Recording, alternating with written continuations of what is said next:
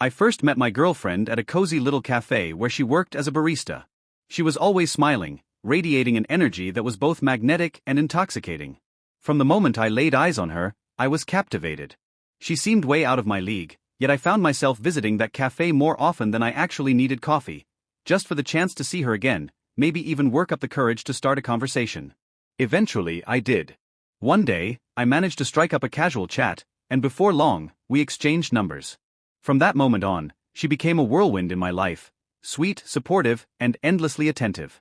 She would text me out of the blue, sending adorable messages, telling me she missed me, or asking about my day in ways that felt so genuine.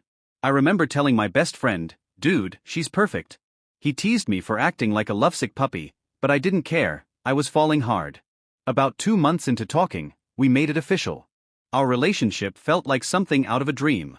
She'd surprise me with homemade treats, tag me in silly memes, and talk excitedly about our future together. She even met my parents at a casual family dinner. My mother took a liking to her, probably because she was polite and carried herself well. My father, however, was more reserved, offering polite but measured conversation. He had always been protective, so I chalked it up to natural caution. My uncle, on the other hand, joked that I looked ready to propose after just a few months. I laughed it off, brushing aside any doubts. She seemed so genuine, why would I have any reason to question her? But as time passed, small things began to nag at me. She started making excuses to cancel plans, things like, "I have to help my aunt move furniture," or "I'm completely swamped with a project." Then later, I'd see her post pictures at a club with friends. It annoyed me, but I didn't want to seem overly sensitive or controlling. I wasn't the kind of guy to question her every move. Besides, we were still having amazing times together, and whenever I voiced any slight concern, she'd shower me with reassurances, telling me how much she loved me and how she couldn't imagine being with anyone else. Still, my gut wouldn't settle. I'd catch her texting late at night, looking anxious. When I asked, she always had a reason.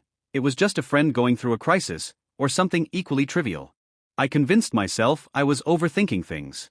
Then, everything shattered with a single text from an unknown number. "Hey, do you know her name? Because she's apparently dating both of us." At first, I laughed. It had to be a prank, right? Who does this? But curiosity got the better of me, and I replied, "What are you talking about?" The response came almost immediately. "I'm her boyfriend too. We've been together for about a year. She left her phone open, and I saw your messages." My heart dropped. We had been together for 8 months. If this guy was telling the truth, that meant she had been with him before she had even met me. Still trying to process, I asked for proof. And then, the screenshots started coming in. Message after message, I read through conversations that were painfully familiar. Words, phrases, even emojis she had sent me. Except these were from the past week, and she was telling him how much she loved him, how she couldn't wait to move in with him. It felt like someone had reached into my reality and torn it apart. I wasn't even the one she was planning a future with. To him, she spoke of marriage after graduation. To me, she dreamed of a cross-country road trip. 2 completely different fantasies, perfectly tailored to fit the version of herself she had created for each of us. The other guy was just as blindsided as I was.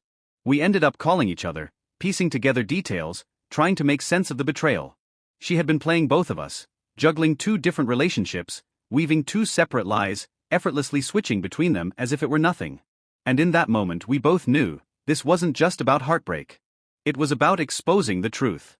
And we were going to make sure she faced the consequences. The other boyfriend was just as furious as I was. Neither of us wanted to let her get away with it. We both knew that confronting her alone would only give her the chance to twist the truth, to lie her way out like she had done so many times before.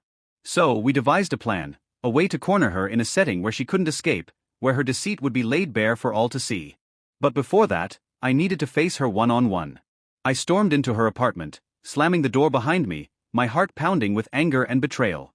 She looked up, startled, but quickly masked it with an innocent expression, feigning confusion.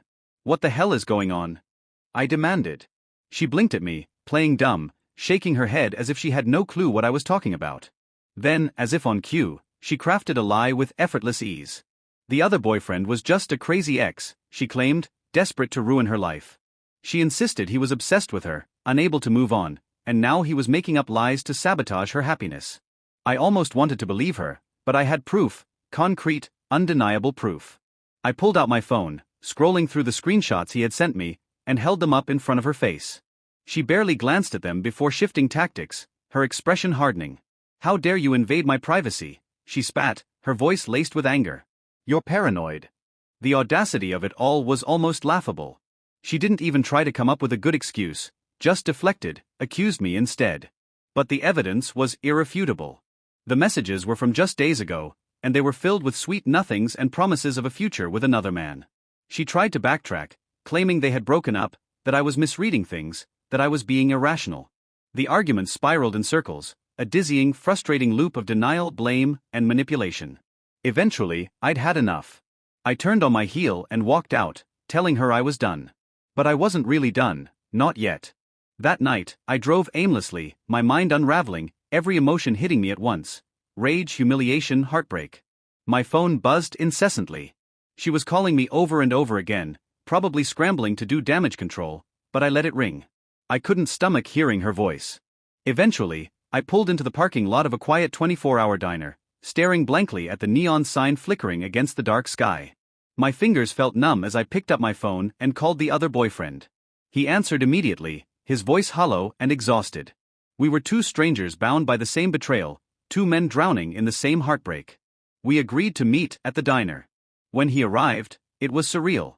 We sat across from each other, both still reeling, both trying to process how easily she had strung us along. He confessed that he had been building a future with her in his head, completely convinced she was the one. I told him I had introduced her to my family, believing she was someone worth keeping in my life. We were quiet for a while, staring at our untouched coffee cups, trying to wrap our minds around the sheer audacity of it all. Then, the conversation shifted. We weren't just going to walk away from this. We needed to confront her, together. It had to be public. Somewhere she couldn't worm her way out of the truth, somewhere people could witness the kind of person she really was. At first, he joked that we should crash one of her college classes, but that was extreme, maybe even illegal. Then I suggested something more fitting. A party. He mentioned a friend who was hosting a get-together that weekend. The friend was laid back, not one to shy away from a little drama, as long as things didn't get violent. It was perfect. He would invite her under the pretense of making up, telling her he believed her lies and that I was just some obsessive stalker. Meanwhile, I would be there, hidden in plain sight, waiting for the right moment to expose her in front of everyone. She wouldn't be able to twist the truth when faced with undeniable evidence, with two men standing before her, calling out her deception. I wasn't usually someone who craved revenge. But in that moment, the fire in my chest burned too hot to ignore. She had lied to us, toyed with our feelings, made us believe in futures that never existed. She had to answer for it. Before the party, I visited my parents. My emotions were raw, barely contained. I must have looked restless, on edge, because my father pulled me aside, his voice laced with concern. "What's going on?" he asked, his eyes searching mine. I swallowed hard. She cheated on me, I admitted, my voice quieter than I expected. I didn't tell him about the plan. He would have told me to take the high road, to walk away with dignity. And maybe he would have been right. But my mother, she didn't say much. She just pulled me into a hug, holding me tight. And in that moment, I knew. I was going through with this. My uncle was around for a family barbecue when I hinted that I was planning something, and he smirked. "Just don't do anything illegal, kid," he said. "But if you're going to do it, might as well do it right." That gave me an odd sense of validation. I wasn't looking for violence or destruction, just a reckoning, a moment where the truth would be undeniable. The other boyfriend and I stayed in constant contact, exchanging screenshots, piecing together every contradictory message she had ever sent. We had enough evidence to bury her in her own lies. The host of the party, a friend of his, was on board, letting us use his living room as the stage for our confrontation. He only had one condition: no fights, no chaos. Just the truth. Meanwhile, she had no idea what was coming. She thought she had him back, convinced that he had forgiven her, that she had successfully painted me as some bitter, obsessive stalker. The weekend arrived, and my stomach churned with nervous anticipation. I got to the party early, slipping into a side hallway near the garage to stay out of sight. My phone buzzed after a while. "She's here." My heart pounded as I listened to the muffled chatter and music filtering in from the living room. I fought the urge to step out immediately. "Now." I inhaled sharply and walked into the room. There she was, wearing a tight black dress, smiling and laughing as if she didn't have a care in the world. The second she saw me, the color drained from her face. That moment, watching the realization dawn on her, watching her carefully crafted world begin to crumble, was priceless. I stepped up beside the other boyfriend as he raised his voice to get everyone's attention. The conversation around us faded into a curious hush, all eyes turning toward us. She stiffened, her gaze darting around the room like a trapped animal searching for an escape. "We have an announcement," he said, his voice loud and clear. I took a step forward, locking eyes with her. "This woman has been dating both of us at the same time. She's my girlfriend and his girlfriend." Murmurs spread through the crowd, confusion turning into shock. She opened her mouth to protest, but he cut her off, holding up his phone. A short video played, a recording of her, just a week ago, telling him she loved him. I pulled out a folder of printed messages. And here's what she was saying to me around the same time, telling me she was single, that I was the only one she wanted. The room buzzed with whispers. Her expression twisted into one of panic and fury. "This is a setup," she screeched. "You're trying to smear my reputation." Her voice was shrill, desperate, but no one looked convinced. The receipts were right there, plain as day. She turned on us, snarling, calling us pathetic losers who had conspired against her. But then we started reading out the texts. One after another, each contradiction was laid bare. The tension in the room thickened, and I could see it, the moment the crowd turned against her. She lashed out at the other boyfriend, accusing him of betrayal, and suddenly lunged at him, trying to grab his phone. He dodged, stepping back. I held my folder closer, out of her reach. A few people at the party intervened, telling her to calm down. That's when she switched tactics. She straightened, chin trembling, and in a voice dripping with entitlement declared, "This is an invasion of my privacy. I'll call the cops if you don't back off."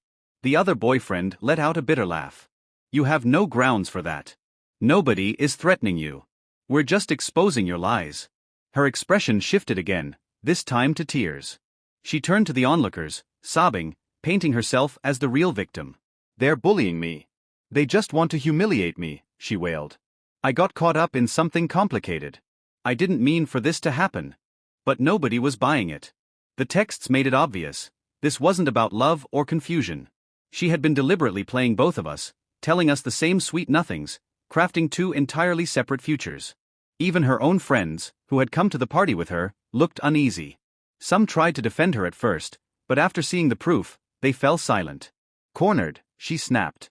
Her tears dried instantly, and she spat venom, calling me worthless, saying I was going nowhere in life. Then she turned on him, mocking his family background, lashing out with ugly words. That was it. The room was no longer on her side. People shook their heads, disgusted by how quickly she had turned cruel. The other boyfriend exhaled sharply, then looked at me. "We're done here."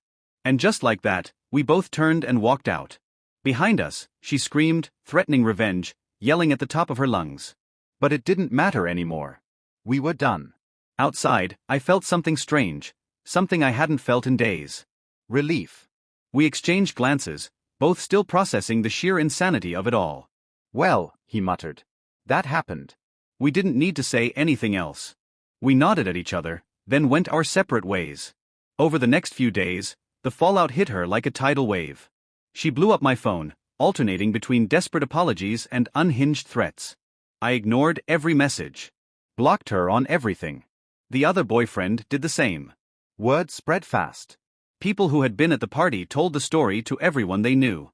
Suddenly, she was infamous. The girl who had been caught red-handed, exposed in front of a room full of witnesses. I heard through mutual friends that she tried to rewrite history, claiming we had set her up for no reason, that she was the victim.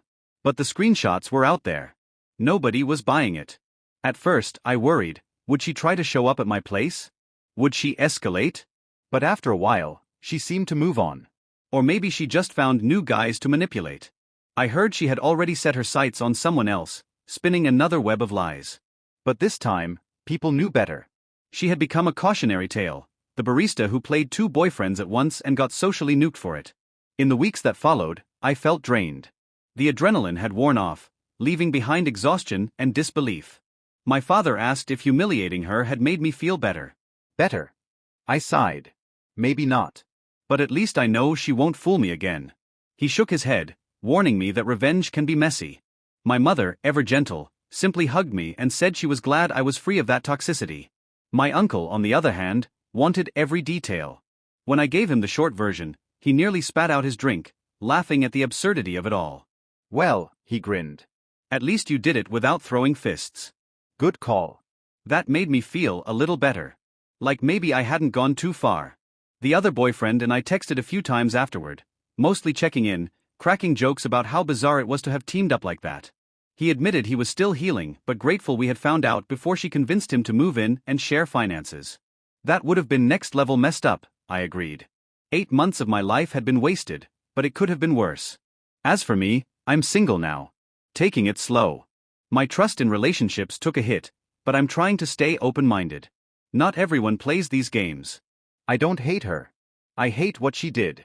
But I hope, maybe, just maybe, she learned something from all this. And if she tries it again, at least now, enough people know the truth.